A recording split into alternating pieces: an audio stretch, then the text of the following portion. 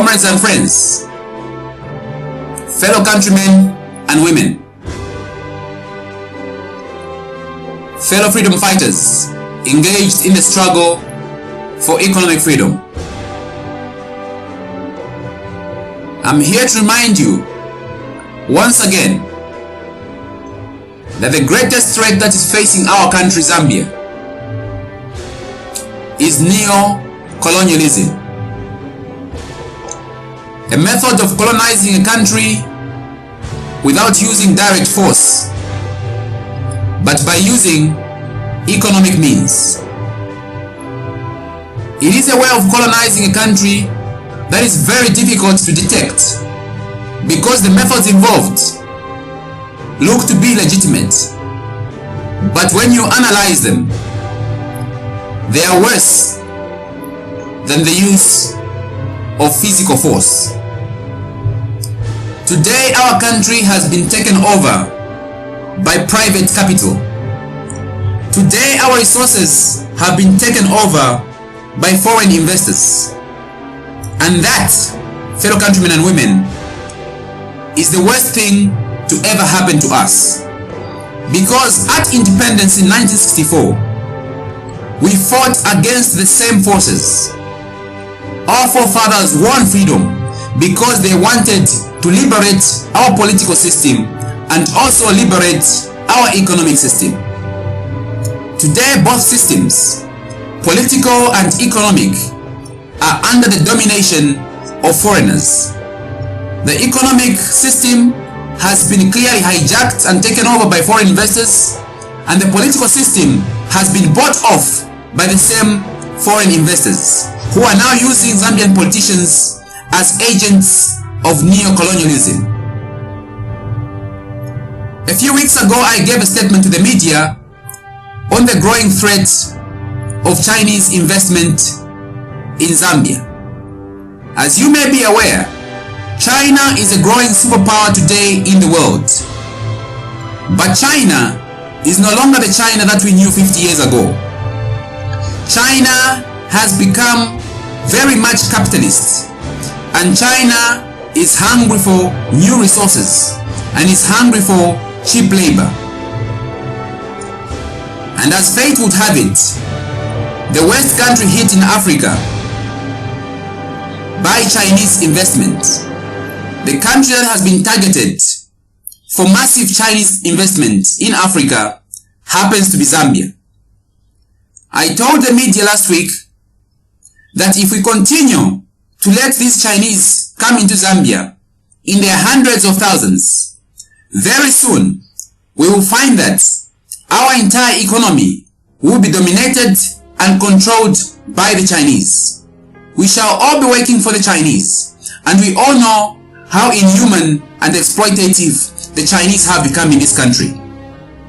At the moment, the Chinese investment in Zambia stands at over $6 billion. That is slightly over our national budget.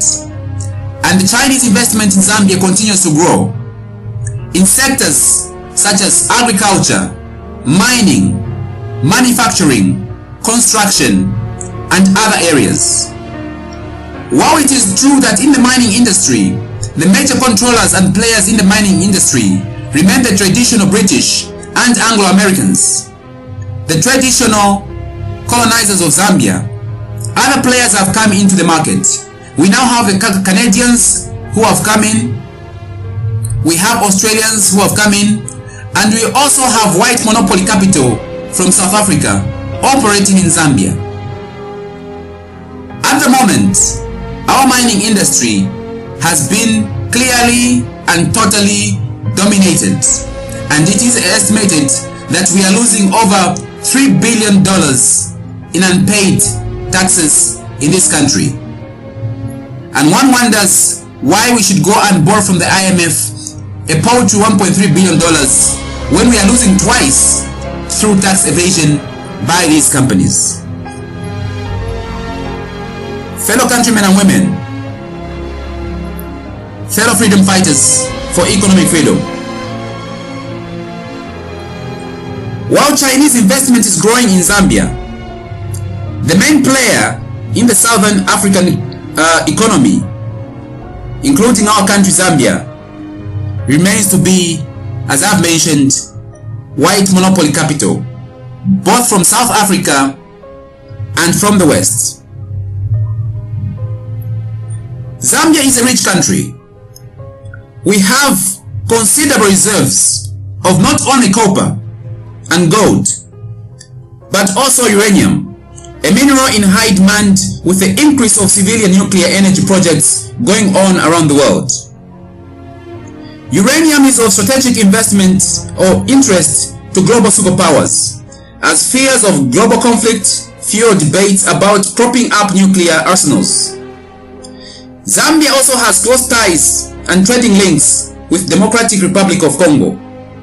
We supply them with meal, we supply them with electricity, we supply them with all sorts of foodstuffs, and Zambia also acts as a pathway and conduit for the export of their mineral resource in Katanga province. However, it is also known that Katanga province in Congo is known for serious tribal conflicts. And I'm afraid that those tribal conflicts are also taking root in Zambia, and they must be stopped. Tribalism must never be allowed to take root in Zambia. It must be never allowed to thrive, because the day it does, Zambia may become another Rwanda, but only much worse. Last year's presidential vote in the rural areas was divided along tribal lines. That is very clear. The country was almost divided in half, with the western hemisphere of the country going to the UPND and the eastern and northern hemisphere going to the PF of Lungu. These fractures could be manipulated by foreign investors, foreign capital, to destabilize our country in order to ensure control of our mineral resources. We must be alive to the fact that the foreign capital, foreign investors have always been past masters at the game of divide and rule.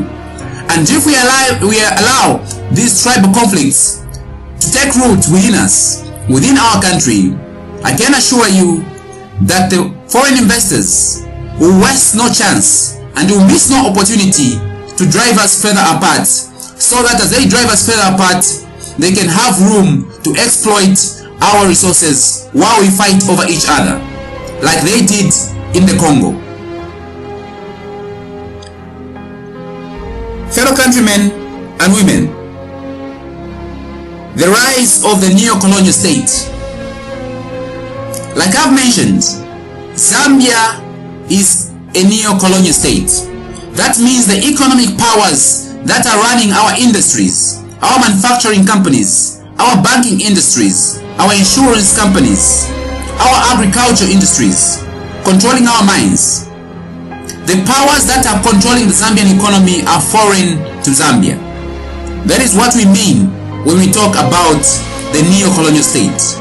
A neo-colonial state is not a state in charge of its own economic and political destiny, but rather it is a state that has been dominated by foreign powers who also call the shots in the political arena.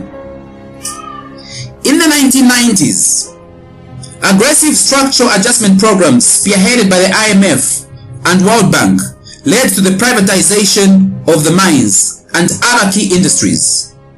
This reversed the gains that we had made after independence, where we nationalized all the companies under the one-party state led by Comrade President Kenneth Kaunda. However, in this new democratic dispensation, politicians are now operating as local agents of foreign capital. They have sold off national assets for a fraction of their value and brought taxation revenues and public spending to an appalling low level. And that is why we're struggling to maintain healthcare, education, struggling to create employment, struggling to provide social infrastructure such as housing, schools, and recreational facilities. According to a report in 2015, Zambia is losing over $3 billion a year in tax dodging by multinational mining companies and others in the manufacturing industry. And I'll give an example of Lafarge Cement and Zambia's Sugar, which are not really owned by Zambians, but are owned by a combination of French and Irish consortiums. Fellow countrymen and women, comrades in the struggle for economic freedom, there is a worrying trend of collision and collusion in our political environment. Like I said earlier, Zambian politicians have become the puppets and vessels of foreign capital. They are not there to serve Zambian interests, but rather they are there to serve foreign capital interests. And that's why we see that in the labor industry, workers cannot win disputes, but rather the government always sides on the part of the employer, on the part of the foreign investors to deprive the Zambians of better wages and better working conditions. This is the hallmark of neo-colonialism. The foreigner always wins by buying off the politicians, by buying over the labor officers, by buying over the law, so that workers will remain indebted and subservient to them. We know that Lungu could not have won the 2016 elections without the support of former President Rupia Banda, who led the exodus of powerful factions from the MMD into the PF ranks. The MMD, of course we know, was in power from 1991 to 2011, and had it not been for the support of Rupia Banda, Edgar Lungu could not have met the 50% plus 1 electoral threshold. Therefore, we must be mindful that in as much as we know that politics is the way to the instruments of power that can liberate us economically, the current political parties of the day are not the solution. They have all been compromised. They have all been bought off by foreign capital. Let us look at the opposition leader, Hakainde Hichilema. And as much as we sympathize with him today, with the ordeals that is enduring, his incarceration, of which we wish to state categorically that we are against the persecution of all opposition leaders, the arrest of all opposition leaders on trumped-up charges is unfair and it is undemocratic and should be brought to a stop. However, the truth about the opposition leader also has to be told. The opposition leader, Hakainde Hichilema, is a prominent businessman that benefited from the privatization of the mining companies and is closely aligned with Western investors. Many former MMD officials in the PF government are also linked to both Hichilema and Rupia Banda and their national and international networks of foreign investors. Lungu as well is also a puppet of foreign capital. And despite his recent anti-colonial rhetoric, Lungu himself has ordered the state mining investment company, ZCCM Investment Holdings, to drop a $2.3 billion fraud court case which was brought up against First Quantum Minerals of Canada. The dispute will be settled out of court, and that means once again Zambians are the losers in this case. $2.3 billion gone like that, and yet the same government is running to the IMF to get a debt of $1.3 billion. The logic of operating this government on economic terms is baffling. Why would you go and borrow $1.3 billion from the IMF when you have a company that is owing you over $2.3 billion? This, comrades, fellow countrymen, is what happens when a nation is under the yoke of neo-colonialism.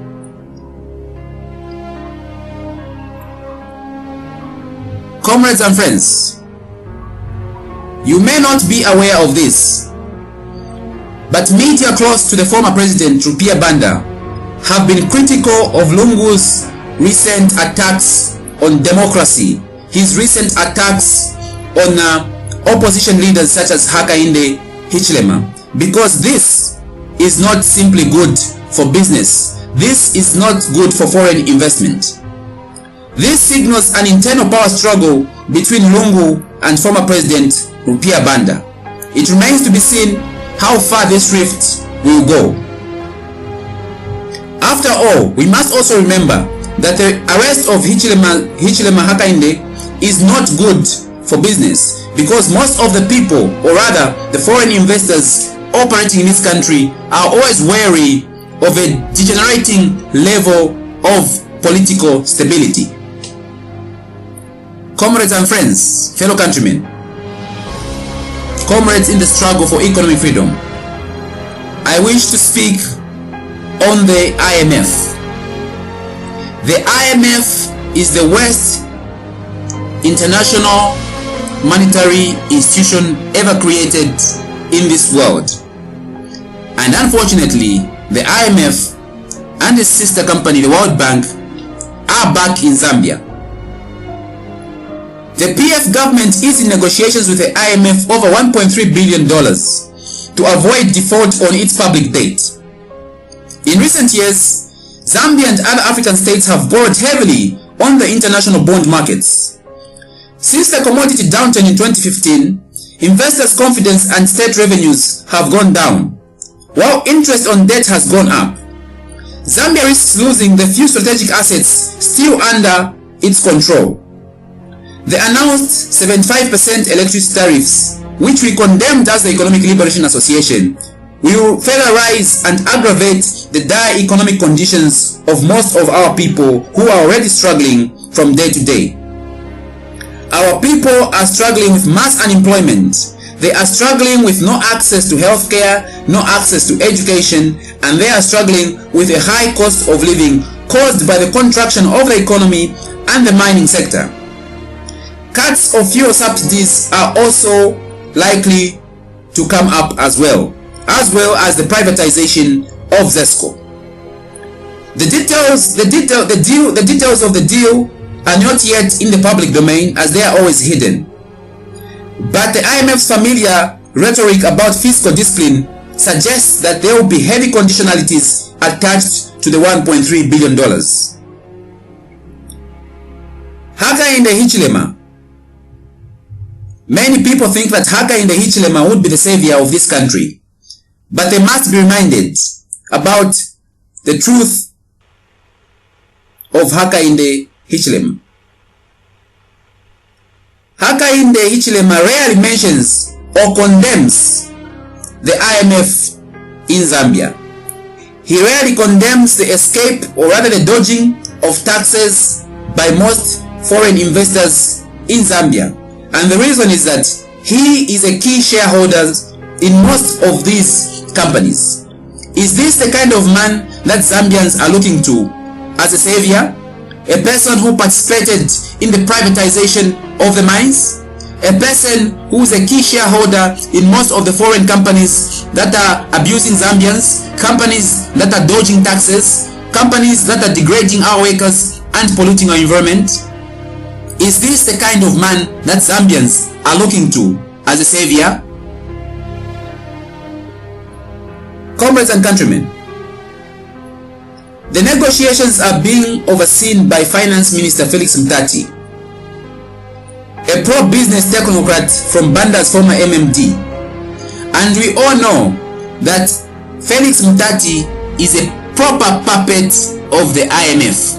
This is a man during the 2017 budget who clearly said that government has no business in business. Now you'd wonder what he meant. What he simply meant is that the PF government are going to ensure that all assets remaining in the hands of the government are sold out to private investors. Everything must go to private foreign investors. And the government, on top of that, are going to pull out regulations in all sectors of the economy. The sectors of the economy will be run by the whims of these foreign investors. And wonder where that will leave us as the majority of Zambians, who are always affected by such draconian decisions that do not save the Zambian people, but rather serve the interests of foreign capital in Zambia.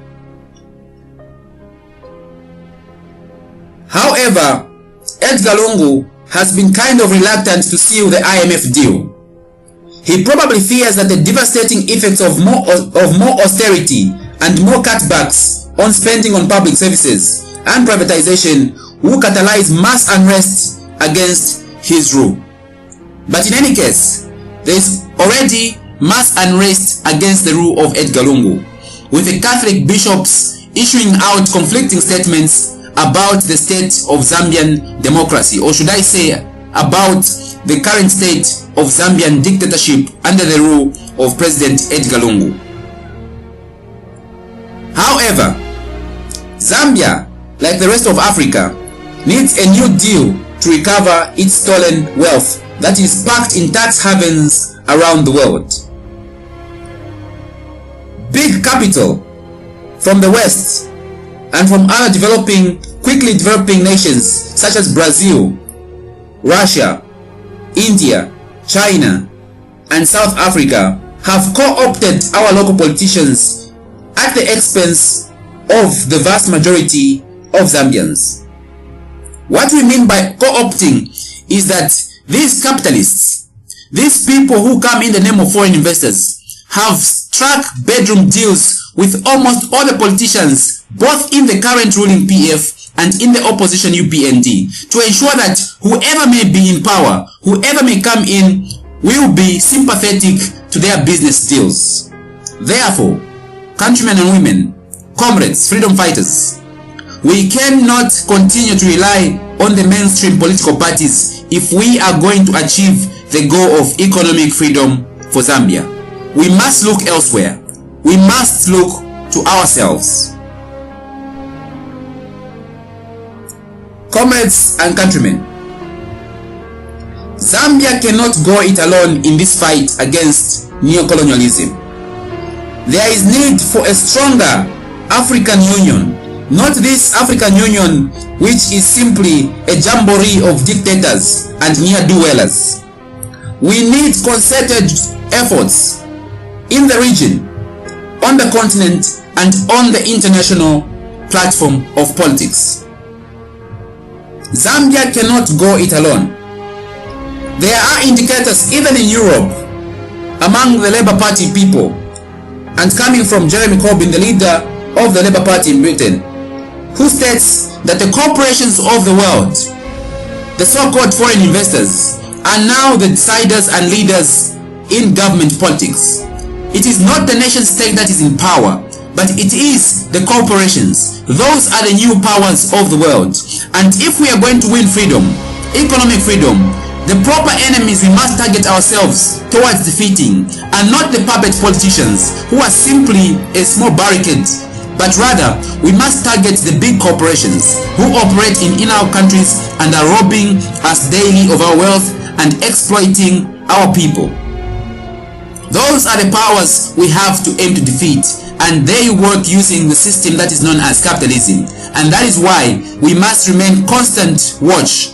We must remain constant opponents of capitalism and replace this inhumane system with a system that is more humane, a system that is more equitable, the system of socialism.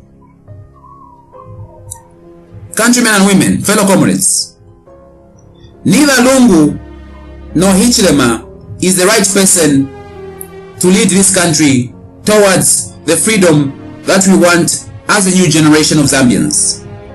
And international media, as well as local media's constant focus on electoral democracy, constant focus on petty politics, does not do us any good, but in fact does us more harm than good. The media must learn to focus on the real issues that will liberate this country. They must focus more on how Zambia is being robbed by these corporate organizations that are operating in Zambia in the name of foreign investors. They must focus more on the collusion by the politicians of the day and the companies that operate in Zambia. Because if they continue focusing on petty politics, on politics that phases out within the day, Zambians will remain poor. will remain oppressed, will remain suppressed, and will remain slaves of white monopoly capital. Comrades and friends, the duty of liberating Zambia remains ours. We who understand that Zambia is now at the crossroads of history. We have to choose between freedom and slavery. We have to choose between mainstream politics, or we must strike out on our own to form a movement that can liberate this country. We must choose between capitalism, a system of oppression, and socialism, a system of more equitable distribution of resources among everyone who lives in this country. It is not an easy path. It is not a simple path. It is not a victory for a day or for a week. But we must start now. And if we can start now, I can assure you, comrades, that in 5 or 10 years from today, we can win economic freedom for our people, where everyone can have the right to quality healthcare and education, housing, food, clothing, and employment. But all these things can only be made possible if we ourselves who are affected struggle to gain political power and change the economic system that oppresses us today. Long live the struggle for economic freedom. Long live Zambia. A luta continua. Vittoria Asceta. The struggle continues and victory is certain.